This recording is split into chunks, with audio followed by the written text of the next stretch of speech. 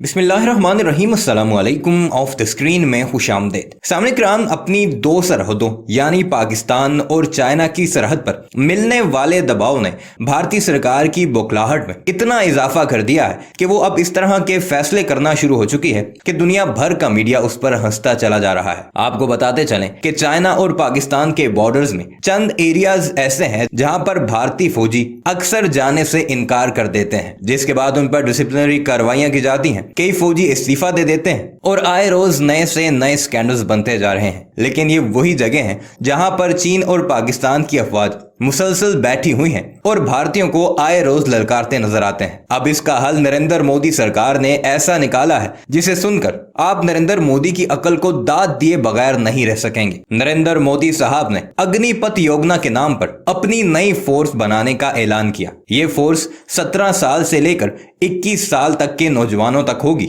यानी छोटे छोटे बच्चों को अब फौज में भर्ती किया जाएगा। इस भर्ती के बाद सिर्फ चंद माह की ट्रेनिंग देकर इन लोगों को मुश्किल तरीन महाजों पर भेजा जाएगा। लेकिन अहम बात यह है कि सिर्फ 4 साल तक ही ये लोग फौज में सर्व कर सकेंगे और उसके बाद अस खुद इन्हें नौकरी से बर्खास्त होना पड़ेगा। गुज़श्ता रोज एक बड़ी तकरीब में भारतीय वजीर दिफा और नरेंद्र मोदी साहब ने इस अग्निपथ योजना का इफ्तिताह किया और 50,000 फौजियों को हर साल इस स्कीम के तहत फौज में भर्ती करने का ऐलान किया। भारत के वो फौजी जवान जो सालों साल ट्रेनिंग करके पाकिस्तान और चाइना के खिलाफ लड़ने की कोशिश करते थे, लेकिन फिर भी भागकर जाने बचाना उनका मुकद्दर होता था, उनकी जगह अब ये छोटे छोटे बच्चे चाइना और पाकिस्तान से लड़ने के लिए मुश्किल महाजों पर भेजे जाएंगे। इनका हाल क्या होगा वो तो आने वाला वक्त बताएगा। लेकिन अब नरेंद्र मोदी साहब के इस फैसले पर भारत में कड़ी तनकीद होना शुरू हो चुकी है। लेकिन वो गोदी मीडिया ही क्या जो नरेंद्र मोदी साहब के किसी फैसले पर तनकीद करे। गोदी मीडिया में इस फैसले पर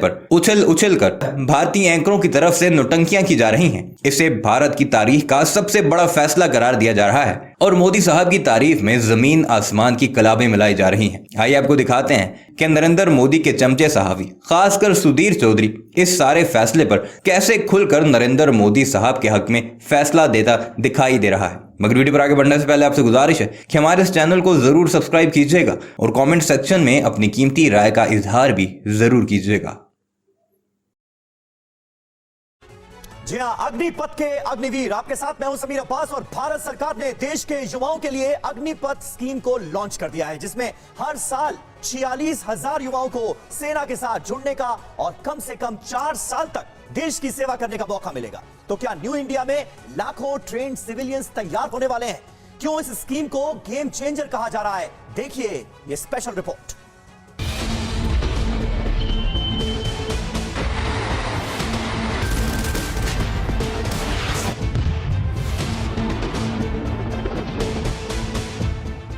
देश का वो कौन सा युवा होगा जिसमें आर्मी की वर्दी पहनकर दुश्मनों के छक्के छुड़ाने का जज्बा न भरा होगा?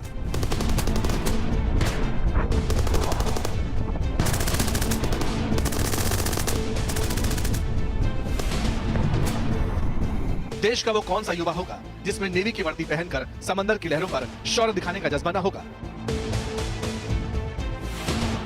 या फिर देश का वो कौन सा युवा होगा जिसमें एयरफोर्स की वर्दी पहनकर आसमान में दुश्मनों पर काल बनकर टूटने का जज्बा न भरा होगा?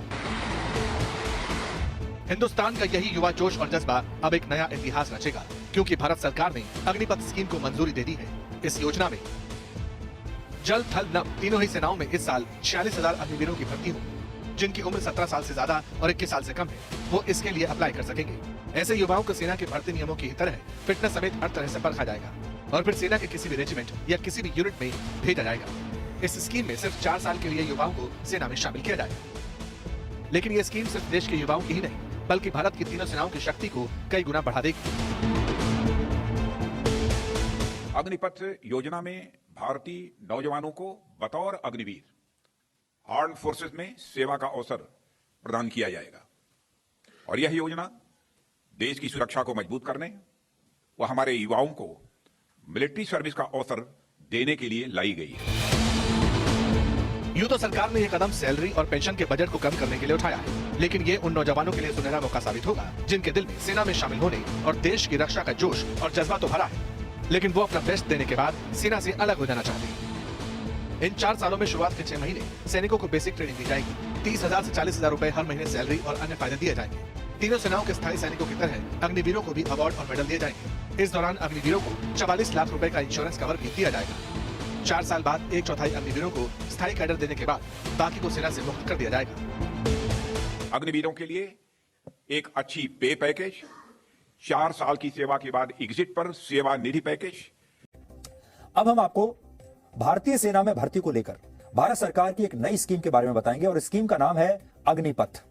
इस नई योजना के तहत अब 17.5 साल से लेकर 21 साल तक के युवाओं को सिर्फ 4 साल के लिए सेना में भर्ती किया जाएगा और इन्हें अग्निवीर का नाम दिया जाएगा। और हर साल सेना के तीनों अंगों में लगभग 50,000 अग्निवीरों की भर्ती होगी। और इस नए कदम से भारतीय सेना की औसत आयु 32 वर्ष से घटकर अब 26 वर्ष हो जाएगी। यानी भारतीय जवान जो है, भारतीय सेना की जो आयु है, भारतीय सेना अब जवान हो जाएगी। और पेंशन का खर्चा भी काफी हद तक बचेगा। यानी इसमें आधुनिकीकरण भी है और पैसे की बचत भी है।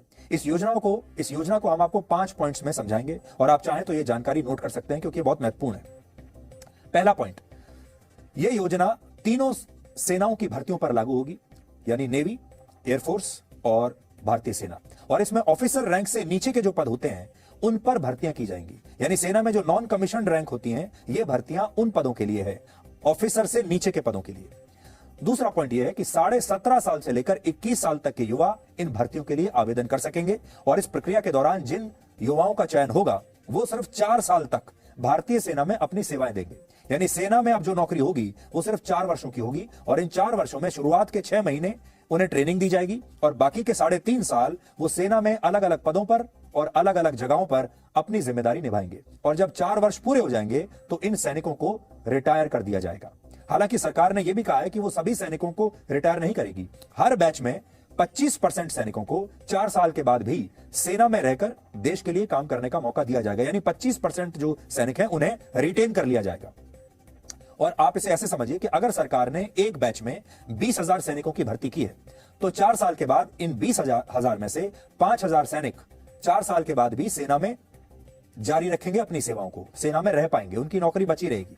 जबकि 15,000 सैनिक 4 साल के बाद रिटायर हो जाएंगे। तीसरा पॉइंट, रिटायरमेंट के बाद सरकार इन अग्निवीरों को एक अच्छा पैकेज देगी, आर्थिक पैकेज देगी, जिसे आप रिटायरमेंट पैकेज भी कह सकते हैं। इसलिए अब आप ये देखिए कि इन सैनिकों को तनख्वाह कितनी मिलेगी और इनका रिटायरमेंट पैकेज क्या होगा।